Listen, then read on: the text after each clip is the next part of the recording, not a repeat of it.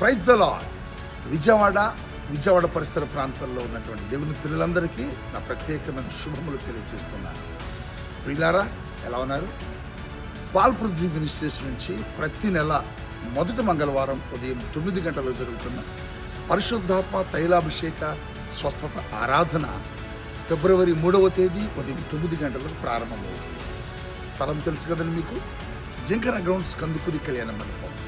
ఈ ఆరాధనకు ఇప్పటికే వేలాది మంది ప్రజలు పాల్గొని గొప్ప గొప్ప అద్భుతాలు పొందుకున్నారు, స్వస్థతలు పొందుకున్నారు, విడుదల పొందుకున్నారు. ఈ నూతన సంవత్సరంలో దేవుడు మీకు అనుగ్రహించబోతున్న గొప్ప కార్యాల కొరకై తరలిరండి, అద్భుతాలు పొందుకోరండి.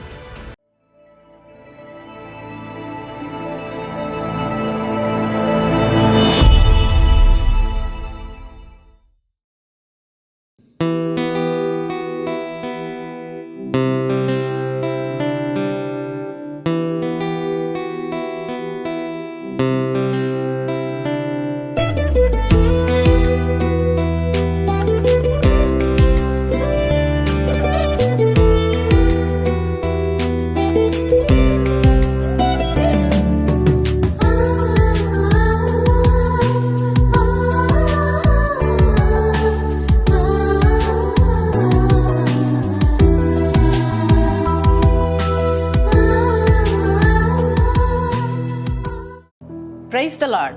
యేసుతో ప్రతిదినం అనే ఆధ్యాత్మిక కార్యక్రమానికి మిమ్మల్ని ప్రేమతో ఆహ్వానిస్తూ మీ అందరికీ నా హృదయపూర్వక వందనాలు తెలియజేస్తున్నాను. దేవుని పిల్లలారా, మరి ఉదయమే లేవగానే దేవుని మాటలు వినడం మనకెంతో ఆశీర్వాదకరం కదండి. మనం బ్రతుకులో ఎన్నో పోరాటాలు, ఎన్నో కష్టాల మధ్యలో, ఈ కడగండ్ల మధ్యలో, మరి ఎవరి మాట వలన ఆదరణ లేక బాధపడుతున్న సమయంలో ఉదయం మాట వింటున్నప్పుడు హృదయంలో ఒక ఆదరణ, ఒక ధైర్యం, ఒక ప్రోత్సాహం కదండి. మరి ఈ వాగ్దానాల ద్వారా దేవుడు మనల్ని ఎంతగానో ప్రోత్సాహపరుస్తున్నాడు కదా. మరి ఈ దినం కూడా దేవుడు ఒక శ్రేష్టమైన వాగ్దానాన్ని మనకిచ్చున్నారు. ఆ వాగ్దానం ఏమిటో చదువుకుందామా? ఆది కాండము 26వ అధ్యాయము 3వ వచనాన్ని చదువుకుందాం. నేను నీకు తోడయుండి నిన్ను ఆశీర్వదించదను. ప్రైజ్ ద లార్డ్ అండి. ఎంత చక్కటి మాట మరి మాట్లాడుతున్నాడు ప్రభు. ఈ వాగ్దానం ఇస్సాకుకి దేవుడు అనుగ్రహిస్తున్నాడు. మరి ఇస్సాకుతో దేవుడు మాట్లాడుతున్నారు. అబ్రహాము మరణించిన దినాలలో మరి ఇస్సాకు ఒంటరైపోయిన పరిస్థితుల్లో, ఒక ధైర్యాన్ని కోల్పోతున్న పరిస్థితుల్లో, ఎవరి తోడు లేదే అని బాధపడుతున్న ఆ యొక్క పరిస్థితుల్లో ఇస్సాకుతో దేవుడు మాట్లాడుతున్నాడు. ఇస్సాకు, నువ్వు భయపడకు, దిగులు పడకు. మీ నాన్నగారు లేరని భయపడొద్దు, నీ తండ్రి లేడని దిగులు చెందబాకు. నేను నీకు తోడుగా ఉంటా, నీకు తోడుగా ఉండి నేను నిన్ను ఆశీర్వదిస్తాను అని ఇస్సాకుకు దేవుడు వాగ్దానం ఇచ్చాడు.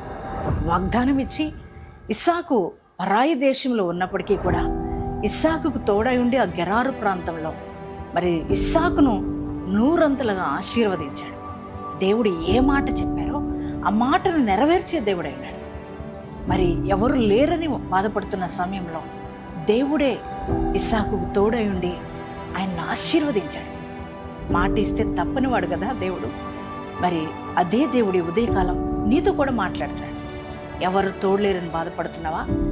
ఈ సమస్యలు ఎలా ఈ అప్పులు ఎలా తీరుతాయి, ఈ యొక్క ఆర్థిక పోరాటాలు, ఈ కష్టాలు, ఈ నష్టాలు, శోధనల సమయంలో నాకు ఎవ్వరూ తోడలేరే, మన జీవితంలో ఆశీర్వాదం లేదని బాధపడుతున్నావు కదా. నీతో కూడా దేవుడు మాట్లాడుతున్నారు. నేను నీకు తోడై ఉంటా, నిన్ను నేను ఆశీర్వదిస్తానని దేవుడు నీకు వాగ్దానం ఇస్తున్నాడు. దేవుని బిడ్డలారా, ఆయన మాటిస్తే తప్పడు. నీ జీవితంలో కూడా తను నిశ్చయంగా నీకు తోడై ఉండి నిన్ను ఆశీర్వదించే దేవుడు. వ్యక్తిగతంగా, ఆర్థికంగా, ఆత్మికంగా, కుటుంబ పరంగా, బిడ్డల పరంగా, వ్యాపార రీత్యా, మరి నీ చేతి పనుల రీత్యా, అలాగే మీ జాబ్స్ విషయంలో అన్ని నీకు తోడై ఉండి నిన్ను ఆశీర్వదిస్తానని దేవుడు మాట్లాడుతున్నాడు. ఇంకా భయపడద్దు, ఇంకా దిగులెందుకు, ఇంకా కృంగుదలెందుకు? నీ దేవుడు నీకు తోడయండి నిన్ను ఆశీర్వదించబోతున్నాడు. అందును బట్టి దేవుని మాట నమ్ముతున్నారా?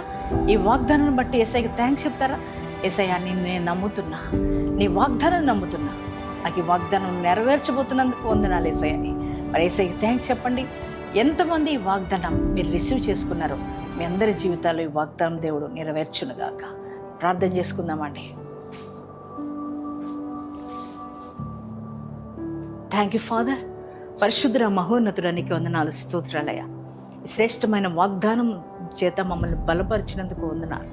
నేను నీకు తోడై ఉండి నేను నిన్ను ఆశీర్వదించదురని వాగ్దానం ఇచ్చావు నాయనా. అవునయ్యా, ఈరోజు ఎంతమంది బిడ్డలు ఈ వాగ్దానం రిసీవ్ చేసుకున్నారో వారందరి జీవితాల్లో ఈ వాగ్దానం నెరవేర్చబడును గాక. నిండైన బ్లెస్సింగ్స్ వారికి వచ్చును గాక. అయ్యా, ఇదిగో తండ్రి, వారి వ్యాపారాలు, వారి చేతి పనులు, వారి ఉద్యోగాల్లో, అయ్యా, వారి కుటుంబ రీతి